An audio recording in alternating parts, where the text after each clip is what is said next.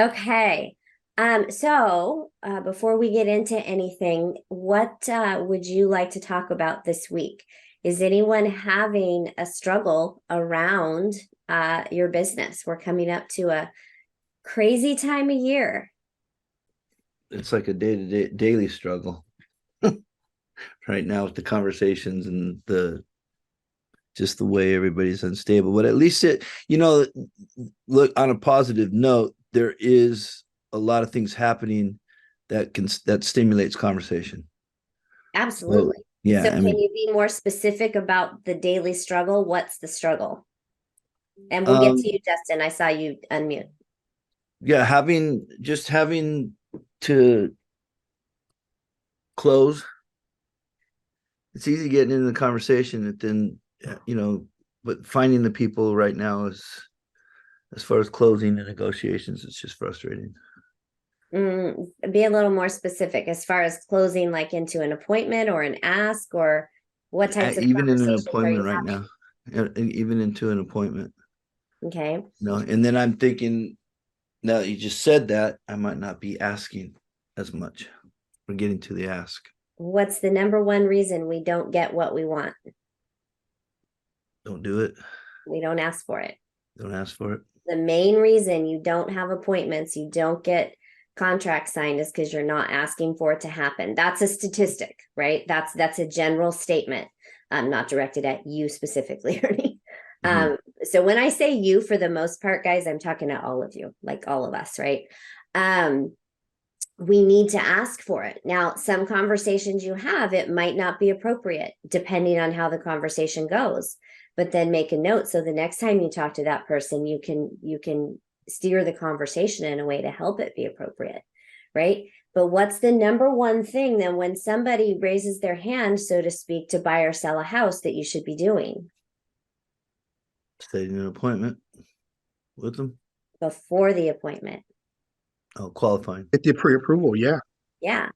And then at the end of that conversation, what should you be doing? Yeah, I saw Getting Maria an mouth agreement. it. Asking for the appointment, right? If they're what type of buyer? A. An A buyer. It might be appropriate to have some form of an appointment with a B buyer. But a C buyer, we probably need to just keep nurturing, right? We want to make sure we're using our time wisely. So, when having conversations with people, don't shy away from asking questions. And if you're having a hard time getting appointments or doing the ask, start the conversation on. That was weird. Start the conversation off with, "Hey, Ernie, it's Jodi. You know what? I'm going to be real brief. I know you weren't expecting my call. I need your help with something. I have a goal to help X number of families this year. And given you're someone close to me, I just wanted to simply ask, do you happen to know anyone who's been thinking about buying or selling a home sometime in this next year?" Hmm. And then if the answer is no, thank you. Oh, I really appreciate you thinking about that. Ernie, can I just ask that, should you think of something, will you please promise to keep me top of mind as one of the people that you'll refer them to? And from time to time, I may just check in with you, see how you're doing. Right. So start the conversation off in a way that tells them, hey, this is a quick call. I got a favor to ask. Right. There's a lot of the people that are closest to you, those parts of your sphere. These are the people that want to see you succeed. Why wouldn't they help you? Right. Now, the person you haven't talked to for 10 years, you're probably not going to do that with. Right. You're going to build that relationship first. But the ask has to be done if you want things to happen. That's partly why those of you that are in one-on-one coaching and those of you that are in the focus group, we're having you track your numbers. Because if you're having 100 conversations a week and you're never setting appointments, there's a problem in your conversations. And as we just kind of figured out here, the problem, Ernie, you might be having is just simply not asking. Mm-hmm. And just adding that to your conversation could change everything. Got it. Justin, you were going to say something earlier. I was. So when I jumped on the call, you were saying that back and forth is what counts, not just the text. And because I jumped on late, I didn't get the other part of the conversation. Is that like when you're doing so many per day, like your 20 touches or whatever? Is that what you mean by that? Yeah, if you're counting something as a conversation, it needs to have a back and forth. It can't just be messages sent. Okay, so if the goal is 20 a day, then a text alone reaching out to someone, that doesn't count, or you have to actually communicate with them. So yes, but the text counts if they respond and now you're having back and forth, right? Then that counts. Okay. If there's no response from them and you simply sent the message, that does not count as a conversation. Okay. It counts for your efforts, right? But it doesn't count as a conversation. Does it count as I remember I used to hear a rule some years ago where they would call it 20 rocks. Like if you throw 20 rocks a day, or like, in other words, 20 touches, right? Mm-hmm. If you call someone and leave a message on their voicemail, does that count? Or Nope. that doesn't count either? Nope. Okay. All now, right. so That's a touch, but not a conversation. Right. So to be clear, we're trying to do at least 36 touches a year with our SOI database, right? That is a touch because you reached out, you left a message, you sent a message, whatever the case may be. However, it's not a conversation, right? Because if I sit here and just talk at you the whole time and no one's talking back, we're not having a conversation, right? I'm just talking at you. So if I'm not asking questions from time to time and checking in, how do I know if you're even listening to me, right? Right. So the same thing with conversations that we have with people. That's kind of a weird example, but it's a similar thing, right? We have to know that they even got our message. So the 36 touches is just a touch, but out of that sphere, how many of them have to be a conversation? You should be having 20 conversations a day. Okay. All right. So then I have the right idea. It's not touches. It's conversations. Yes. 20 okay. conversations a day are going to get you business. Now, does every one of those 20 conversations have to be real estate related? No. Right? Gary Keller said sometime back, 10 conversations a day. So we're saying 20 now because of the way things are, right? So 20 conversations a day, be purposeful about 5 or 6 of them definitely having real estate related something in it. That's going to lead to 3 or 4 appointments, which is actually going to lead to 1 or 2 of them sticking. Okay. So it's really important that you're not shying away from real estate related conversations. And also we're not forcing them. Got it. That makes sense to everybody?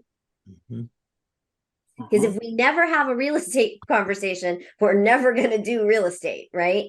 And a lot of what we do is building relationships. So that's why that 20 conversations is so important. I wanted to share, I have a friend who owns an insurance company, and a couple of years ago he called me. I was driving and he just got me on the spot. He's like, "Hey, I just wanted to ask you, since I know you, if you could think of 3 people just right now, real quick, that I could probably help them with insurance." And I was like, well, I'm actually driving. Can I call you back? Well, you can, but can you just think of 3 people real quick? And I'm like, yeah, I can. My nephew, and I came up with 2 of them. And while I was driving, I gave him the numbers. But it's kind of similar to what you mentioned, only in a different context, but kind of similar. Yeah. So I would challenge all of you this week to come up. We have Thursday, Friday, right? So between now and this weekend, come up with 5 people that you can call and say that, what we talked about earlier. Hey, this is Justin, and I'm just calling real quick to ask for your help. You can even tell them, my coach challenged me to talk to 5 people this week who need help with real estate. There's so much misinformation out there, and I just want to make sure and help. Can you think of a couple people that I might be able to help? I have another question. I Okay. have a guy who I've been reaching out to in a real conversation, but by text for 5 weeks straight now. He called me 5 weeks ago. I went out and he says, hey, can we meet tomorrow? I have this piece of land I want to sell. I'm like, sure. So I went out. He said he was ready to list. So I went out there excited, unprepared, no net sheet, nothing. And I must have said something wrong because he said he was going to think about it. And I knew at that point I had done something wrong. But I was like, okay, I'm going to keep following up with this guy to show him that I'm serious. So every week I've reached out, and I think I'm getting closer. So now he's telling me he wants to sell 2 homes and three different pieces of land. And I'm like, oh, great. So I just reached out earlier today, and he's like traveling somewhere in the Philippines. But I didn't know this guy. He just called me out of the blue because he saw my sign somewhere. And my question is every week too much? Nope, Once a week? not if they tell you they're serious, not at all. But let's go back to what happened at the listing appointment. Let's talk through this because this is going to be beneficial for everyone, right? Sure. So you went to the listing appointment and you admittedly were not quite as prepared. Okay, that happens Right. sometimes. Not the best way to do things, and we learn from those things, right? So let Right. me ask you, so without knowing anything about the listing appointment, let's skip to the part where he said, I need to think about it. Okay. At that point, what I would do is I would say, oh, okay, I understand that you want to think about it. Let me ask you though, usually that tells me that I didn't answer all of your questions, or maybe you still have a concern. Can I ask what that might be, or what else you still need answers to? That's what Phil Because Jones if says. they Help me need to think understand. about it, And he said, no, everything was perfect. It's just that I like to think about it. And I said, but you told me that you were ready to list. So what do you think I did wrong? Was it my service? And he said, no, I just realized I want to think about it for a week. I'll be ready in a week. I said, okay. So a week later, I reached out. I said, okay, let's do it. By the way, you mentioned another property. Let's list them both. He said, well, I want to think about it a little bit more. And I said, okay. So a week later, I said, we're ready. Let's do it. So now he's getting a little more informal. So I can tell he's feeling the lingo or whatnot. mm-hmm. So this is 5 weeks later. Now he's telling me he's out traveling, but then he sends me another address. He's like, check this one out too. How much do you think I could sell this one for? So far, I know he has at least 4 homes that he would like to sell and 2 pieces of land, but I've only met him once. And that was that. Okay. So, and sometimes people do just need to think about it, right? Sometimes they're gathering information, and that's okay, but that's why you need to continue to follow up. So, there we go. That's why we need to continuously follow up. But in the future, I would change the dialogue, right? Not what did I do wrong, but what questions may I not have answered for you, right? Because it's not that you did anything wrong, even if he decided not to list with you, but maybe you just didn't cover everything he needed covered. So another suggestion that I have for you, Justin, is now that with all the addresses that you have, and this goes for everybody, when you have somebody who wants to list a property and you know what property that is, you should be getting a property profile from the title company right away. Okay, because that's going to give you information on the property itself. And it's also going to provide you with the owner's name to be sure you're talking to the right person. So always, always, always get a property profile from the title company as soon as you have an address. What kind of info is in that property profile? Owner and just tax info? What else is in there that could be beneficial? Typically what type of loan, how much, maybe how much they owe on it, but that might not be accurate because time goes by, right? But it'll tell you also about the house. So it'll give you the statistics of the house, bedrooms, bathrooms, year built, square footage, all of that stuff as well, which is going to help you be able to do a proper CMA for them. Jodi, Uh-huh.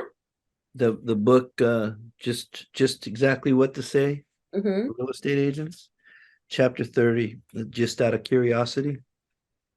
And it talks about if the objection is I just need some time to think about it, right? And there's some examples. It says, just out of curiosity, what is it specifically you need some time to think about?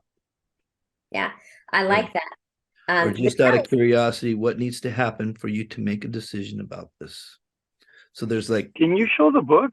this Yeah, book's the name of the amazing, book. dude. It's exactly what to say for real estate agents. Who's it by? That's By by Phil Phil M. Jones. Jones. And I've said some of you have heard this already, but he was the keynote speaker at Mega Camp this year. Mhm. That book is phenomenal. Yep. If you want scripts for what to say, that book is phenomenal. I have Who's his the author? Phil M. Jones. Yeah, and this book, there's two other people because it specifically they put in scenarios for real estate agents in it. So there's exactly what to say by Phil Jones, and then they made another one exactly what to say for real estate agents. And Yeah. it's got, I mean, it's got everything in it. It's phenomenal. It's Yeah. pretty closing and all that stuff. But that's that one chapter right there. Yeah, thank you. Yeah. But that's always a good way with anything, right? Well, just out of curiosity, just saying that, right? Just it Mhm. puts them at ease when you're asking the question. Sometimes people do need to wait. Sometimes they're gathering information. But also remember, so when the person calls you and says that I want to sell my house, did we ask the qualifying questions before we went to see the house? So make sure that happens. Remember, guys, too much of the time, and I feel like a broken record when I say this, and I will continue to keep saying this until you guys start doing it regularly. Too much of the time, we're not asking the qualifying questions. We're going straight from I want to buy a house to great, let's meet, or I want to sell my house, great, let me come to your house. You have no idea anything about that person or if they're truly ready, able, and willing, right? And it's really, are they able, ready, and willing? Because they have to be able to do the transaction for them to get into our calendar, right? So much of the time, Jodi, I'm talking to so many people. I have this, I have that, just nothing's happening. Well, are we talking to the right people, or are we wasting our time with the people that are not able, ready, and willing? And that is really key. So we can't get so excited for business that we sidestep the process, right? And remember, that process is part of being a fiduciary to your client. How can you be a fiduciary if you don't know what they really need? So we're going to keep harping on those qualifying questions. That should be like the instant first thing you do, with the goal of getting an appointment if they're an A or possibly B buyer or seller. And with the goal of setting in a follow-up appointment, even by phone, like a phone appointment, if they're not an A or B buyer. So the goal is always to get an appointment, right? But the appointment might be to follow up, not actually meet. Got it. Awesome. What else and welcome to all the ones that joined us just recently. I'm glad you were able to hop on. I know some of you come on during your lunch hour, and it's helped a lot of people having it at this time. So who else is having a struggle something that they just want to make happen and it's not happening.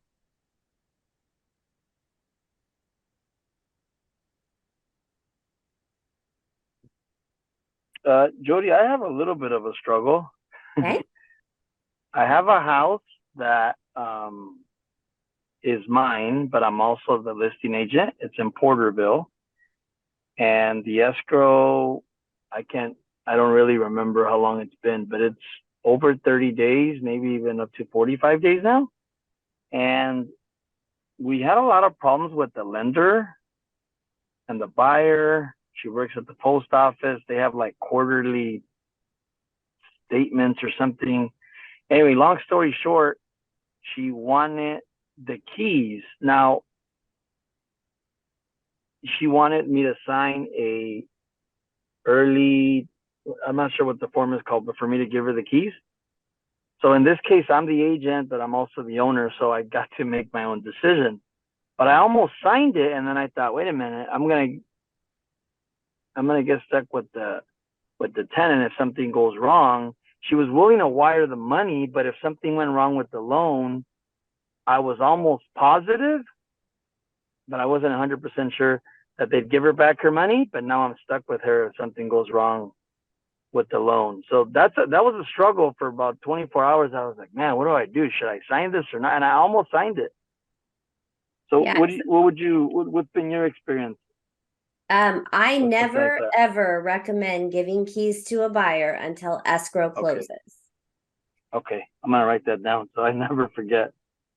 And that's what you should be recommending to your clients, whether it's yourself and especially someone else, right? For the exact reason that you mentioned. Now, does that mean you can never make an exception? Not necessarily. And all the proper paperwork would need to be in place, because you have to realize that, yes, now they become a tenant. But the rule of thumb, the best rule of thumb is never give a buyer keys until it actually closes. And I don't care what sob story they give you. It's on the RPA. It's in the contract, written that way. Well, and there's legal ways that you can do it, right, with forms and things. But again, there's also risks that you're taking by doing that. So, and sometimes it's okay and sometimes it's not, right? So I would also reach out if that's something that may be in a seller's best interest. Reach out to the lender. How solid is this loan? Why does this keep getting pushed? Is it legitimate reasons it's being pushed, or is it there's questions here, right? So reaching out to the lender will also help you. But I would say 99.99999% of the time, don't do it.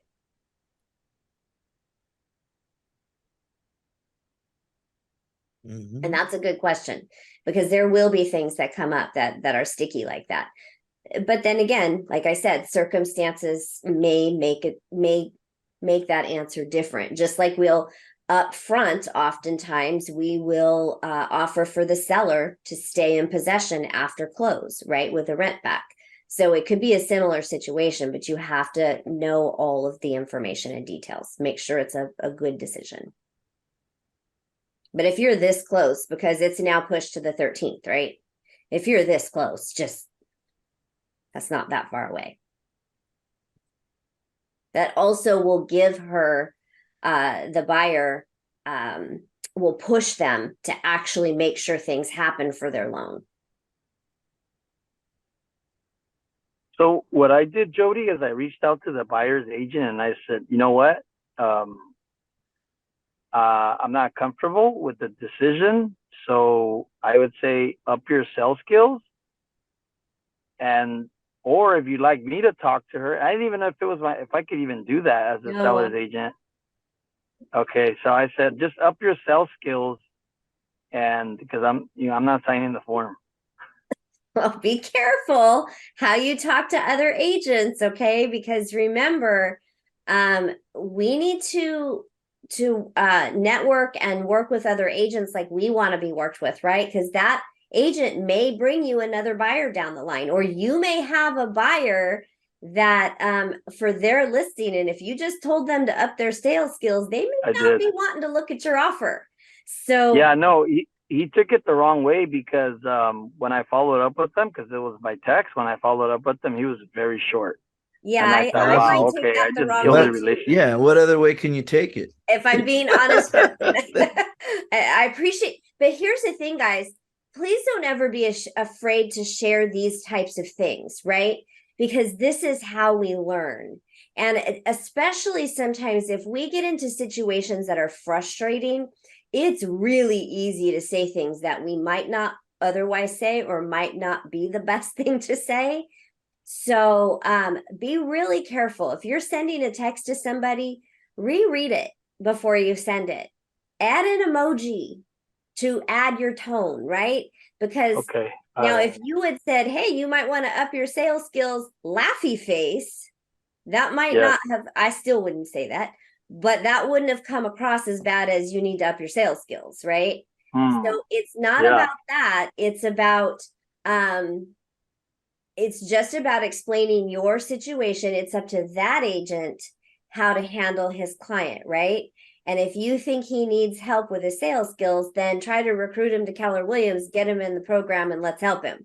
But but in a kind way, right? Not, hey, it was great to work with you. I'd love to, for you to talk to my team leader about we could work together at Keller Williams, right? Not, hey, you need help with your sales skills, even though some of them really do.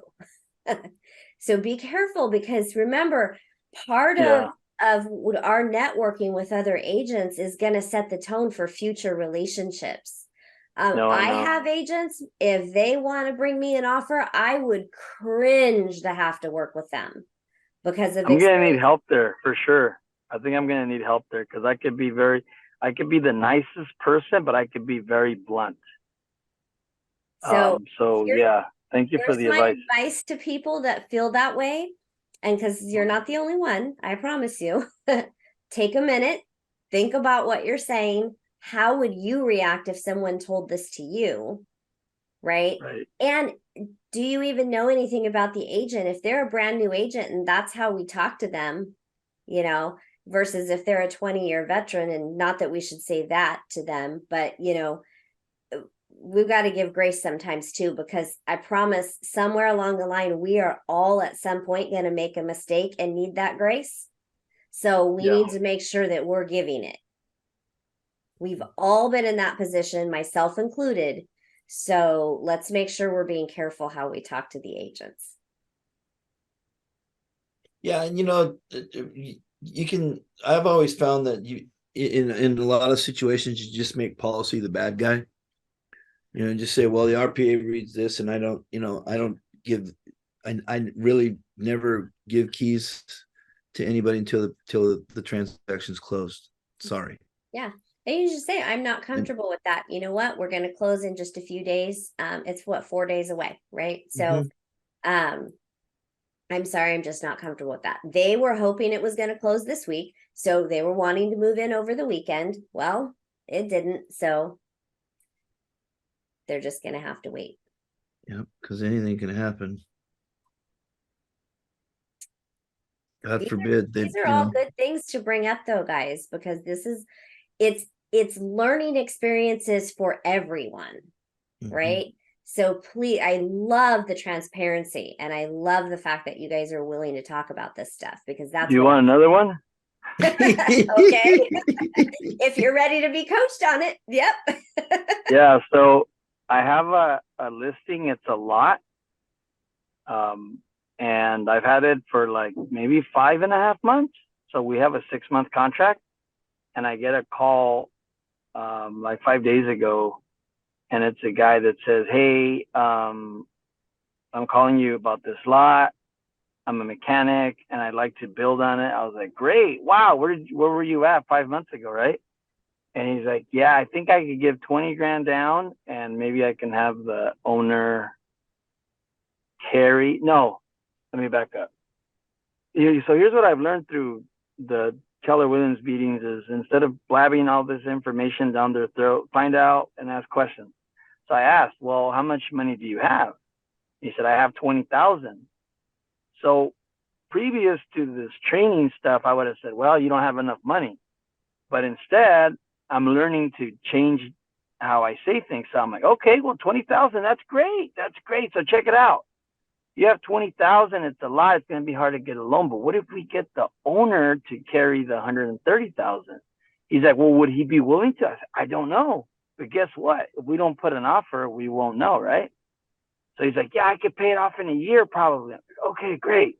So I'm thinking this is a good offer because the owner will get what he wants, put some interest. So a day later, I get a call from a lady calling on the same lot, and I'm like, oh, well, that's weird. But I didn't. I listened, and she's like, yeah, I was in a partnership with this mechanic. I don't know what's going on, but I think he took my money, in the partnering. So now I'm calling on this lot, and I'm like, oh, okay. So how much money do you have? So she says, I have like $5,000.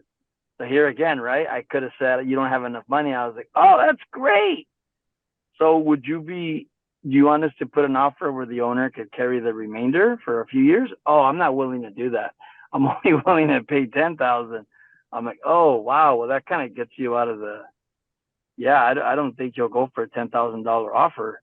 But it was weird because I think this lady and the other guy could be somehow, she's talking about that guy that did her wrong.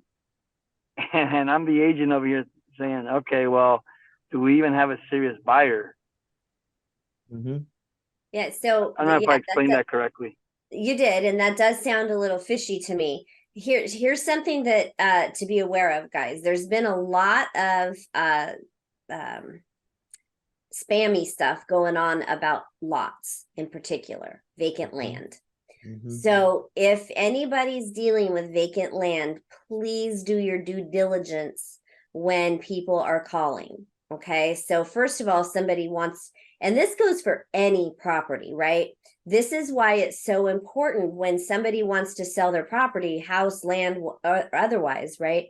Get a property profile. Make sure the person that you're talking to is actually the owner, right? When you're working with buyers, this is great that you ask those questions, right? And so important. And don't make offers unless you've seen proof of funds or a proof of, a pre-approval letter from a lender. So that's why there's steps that we take and a process that we do for everyone, right? If we skip any piece of the process, we could end up with a real big problem on our hands later on. Mm-hmm. So, Hey, Jodi, I have a question. Usually my main problem is not finding people that are looking to buy land. It's more like people that need finance or a company that finance to buy land. Do you know somebody that help a broker or because I'm having a really tough time finding people that finance or they have maybe 30%, 25% that they can put down. That's sometimes a lot of money, but they don't have the rest. And trying to find a seller that carry or help you with give you a loan or something like that is really almost impossible. There's any companies that do the lending on farms there are, but or it's lots or very few. There's very few lenders that will touch that. I would ask that question in the PCA group because I know one of our coaches has the name of somebody who will do it. I know I have a name somewhere, but it would take me too much time to dig for it right now. So put that question, please, in the PCA WhatsApp group. Somebody might have it handy for you. it would be great because help me out to have that information. Because a lot of sometimes people say, hey, I want a ranch or basically a land without a property. They tell, hey, almost impossible to find a lender to help you with that. I have to have at least a property. That way it will be easier. But then if they have a property, it will be more expensive than what they have or they can afford. Okay, perfect. Yeah, land deals are usually need cash or a large down payment, and typically the down payment is looking at 50%. So just as an FYI. But yeah, put that question in the chat and that. What about going to like I was just doing? Somebody said meetup. or meetup, something like that, and you can go to investment groups and meet people, or even find the groups and post. Yeah, Hey, if you know of a Sarah, and I'm reputable looking one. for investors or financial companies that finance land. If you, yeah, I mean, you can just ask around, right? But there's very few that do it. And so even investors are not going to want to do land because Right. it's just so, and you have to make sure you're working with somebody reputable. That's the key. And asking people that are reputable, not just a group is fine if you know that it's reputable, but be careful with that, especially when recommending to your clients. Yeah. Good questions, good conversation today. So we had some people come in a little bit later, and I know some are doing the focus group. Mildred, can I ask you a couple questions about that? So you had sent me your tracker. I'll have to go in and look at it. The link wasn't letting me get it. How's it going for you? How are your conversations going? We had like 70 conversations. I didn't quite meet my 100. I had 70 conversations. I added, I think, hold on here. Let me look real quick. I added 6 people to the database. I got 2 appointments. I got one selling and one buying appointment. And I actually conducted a couple of practice appointments. Nice. And so the two appointments, other appointments that you mentioned, those are actual appointments? Those are actual appointments that are coming up. Yes. Congratulations. Thank So, you. what do you think, guys? Do conversations work? Yeah. Conversations work. Mildred, let me ask you, if you had Yes. not committed to the focus group, how many conversations about honestly do you think you would have had this last week? Probably about 20 to 25. Would you have made those two appointments? Probably not, realistically. Conversations make the difference, guys. Yeah. That's why we wanted some of you to commit to this, because we really want to help everybody see that it works. But 10 conversations a week, 20 conversations a week is not going to cut it. Not in our market. Congratulations to you. Good job. No, thank you. Thank you for the challenge. It's it's different. Yeah, it wasn't designed to be easy. Yeah. But that's a reason, there's a reason for that, right? So we got to get out of our own heads if we want 2024 to be good. And this is the time of year, guys. If you want business in the first quarter next year, you have to be prospecting for it now. Otherwise, you're not going to have business in the first quarter next year.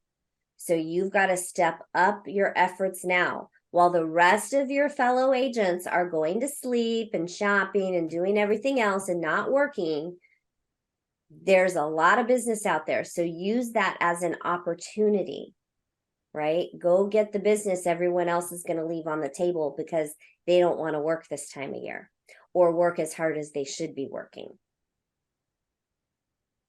So, there's a few days everybody I know will be taken off. That's totally fine, but keep having those conversations and don't let up. Or you're going to be going, what happened come January, February, March?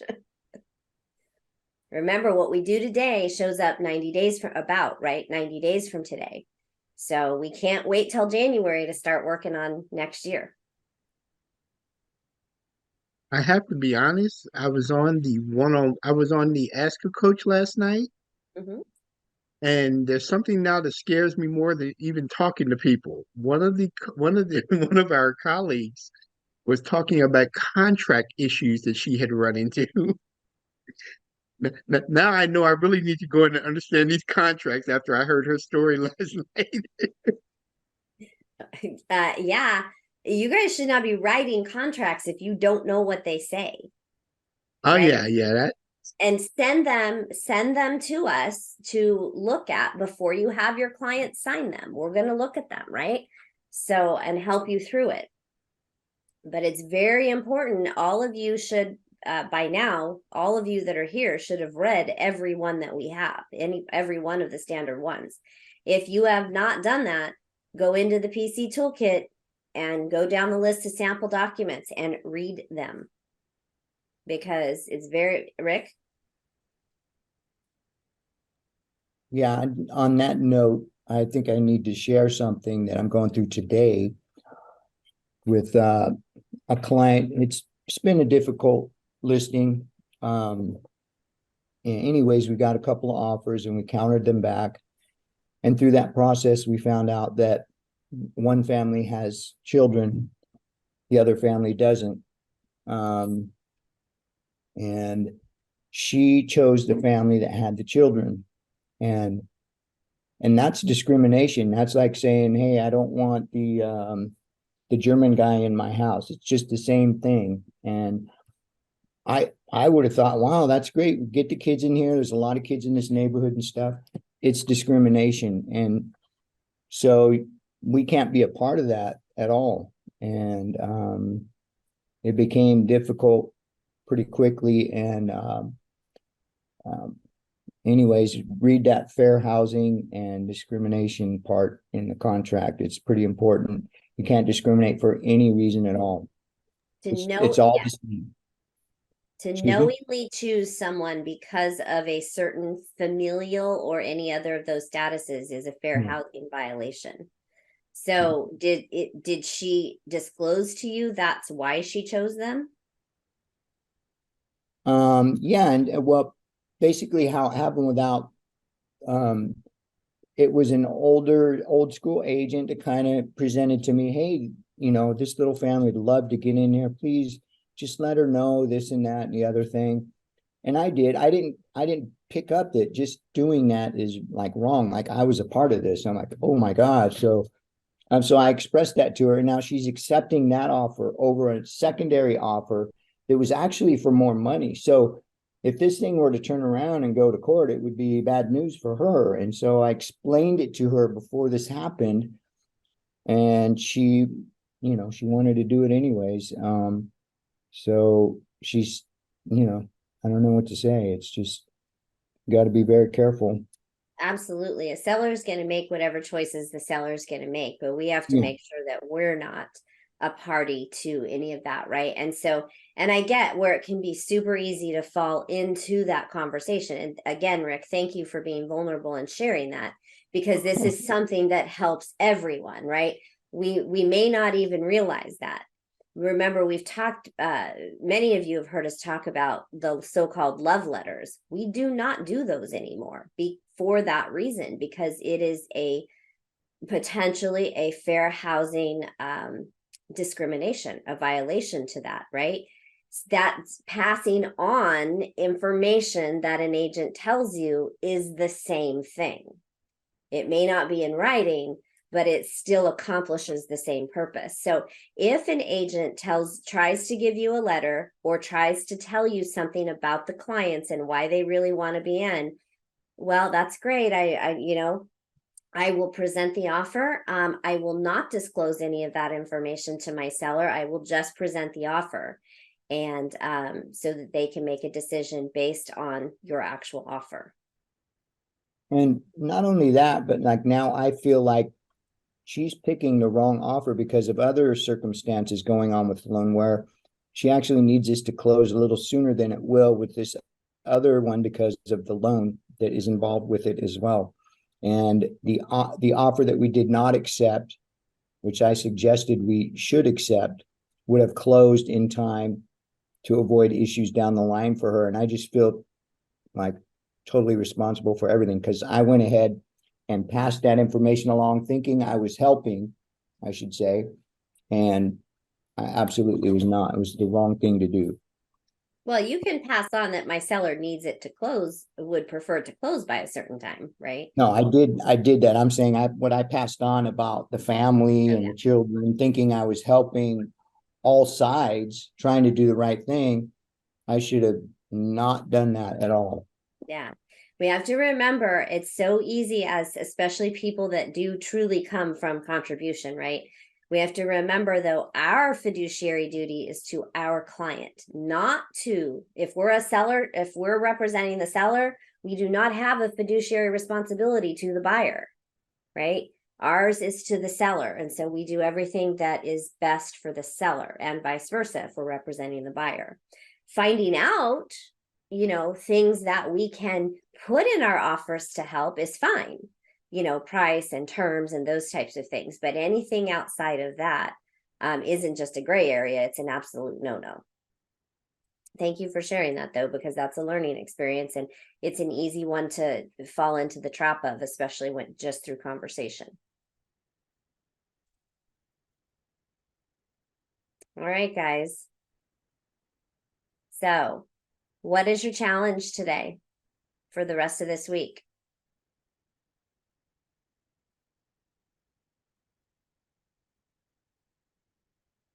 I gave it to you earlier. What are you all going to go do? 5 people to call and ask for a favor. I have a goal to help 20 families this year.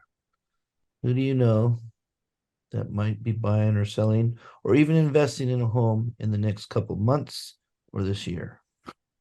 There you go. And your And number also, is your number. I'll be happy to share a little hack if someone is struggling with reaching their goals. I caught myself trying to shorten my door knocking time, or trying to be like, oh, I did 60 doors instead of 80. That's close enough. And then I was trying to come up. I read Atomic Habits, and also in Bold, they were touching again on how you may have to make not reaching your goals painful, and reaching your goals. Why not sweeten it up? So what I started to do is to make a little treats account for my husband and I. And I pay myself for every hour of door knocking I do. I pay myself and my husband $25 in our treats account, and that's where we do a date night from. And now he has high expectations, and I don't want to, let him down. So I feel like that's helped me with really bumping up my conversations too, because now if you do 80 doors, that's a solid number of conversations. I love it. I love it. And I love, by the way, has anyone else read the book Atomic Habits? Mm-hmm. So it's been recommended to me for a long time. I've had it sitting here to read, and I just haven't had the time to sit and read. And so I finally ordered it on audio because I've had some driving to do. Mm-hmm. Best book, probably the best book I have ever read. What is the name of the book? Atomic Habits. I'm doing it for the 3rd time. I'm listening to the audiobook for the 3rd time. I'm trying to do that one once a year, just because I feel like that kind of consistency is what I need to do most. Absolutely. And those of you, I'm going to challenge every single one of you here. If you've not read that book or listened to that book, get it. And by the end of this year, have it read or listened to. Mm-hmm. The smallest, tiniest tweaks will make the biggest difference in your lives, your personal life, your business life, your health, everything. I've already started doing just a couple little tweaks to my morning, and it's made a massive difference. And now I associate, so just to share quickly, if you don't mind, I have a morning routine where I do some personal reading. I wake up, we all wake up, go to the bathroom, right? And then the cats and the dogs need their food. So I feed the cats first so I don't get my ankles bitten, and then the dogs. But the way I'd always done it was I get up, I put on my coffee, and they seem to know this, right? So then I feed the cats, then I feed the dogs. Usually my coffee's done about then. If it's not, if there's dishes on the counter that need to be put away, I'll put them away. But I usually don't have enough time to get to the rest of the dishes in the dishwasher. Therefore, dishes start piling up throughout the day, which drives me nuts. Okay, so I literally did this, and I want to exercise, and I don't have time to exercise. So now I get up, I go feed the cats, I go feed the dogs, I empty the dishwasher and put any dishes away. So now the dishwasher is empty. I haven't had a dirty dish on my counter in my sink for over a week now. whole week. That's big for here. Trust me. Then I put my coffee on. While my coffee's brewing, I do push-ups on the counter. One day. The next day I do leg lunges in the middle of the kitchen. Damn, Jody. Today I had to go and do something totally off schedule because I had to go get a test done at the clinic. So I couldn't have coffee. I couldn't have water, none of that, right? My husband fed the animals. So I got up, did that, came home, put on my coffee. Coffee means exercise. Well, my arms hurt. I didn't want to do that. So I took the dogs out back and walked around the backyard and did some little step ups on a platform and then came in and got my coffee. Coffee equals exercise. Soon enough, it will equal more exercise, but not yet. So it's the simplest little tweaks. It's the best book I've ever read. And I'm telling you, I'm not one to push books on people. I'm really not. This one I will push. It's life-changing. James I want all of James you Clear. here to, huh? James Clear is the author. Yeah, I want all of you to get it and read it or listen to it, because here's the thing. If you want lead generation to start happening for you and you want to stop making excuses, I guarantee putting into practice these habits will help that too. Mm-hmm. Thank you for bringing that book up, Val. Wow, I didn't know I was going to go up on that. It's such a good book. It's my third time listening to it because Yeah. I don't know. I listened to I think the one thing, or like a friend of mine told me that instead of listening to all these audiobooks all the time, he spent 1 year listening to The One Thing from Gary Keller over and over again. He just listened to that same book 12 times because he felt like it was so important for him. And I was like, maybe I should do that with Atomic Habits. So I just Yeah, it's You know, I read it and then listened to it and then went back and read it as I listened to it, and it really resonated. So doing both of them together really resonates.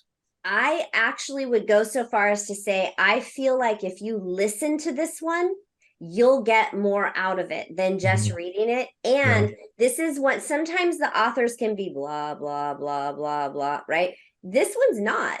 It's actually like he's talking to you.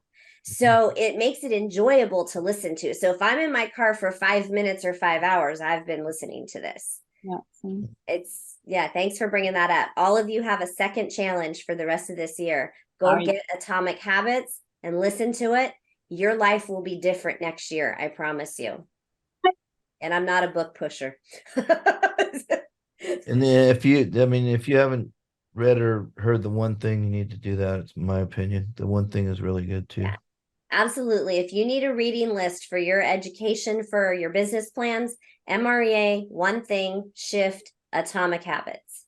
So I'm studying Shift right now. Exactly what to say.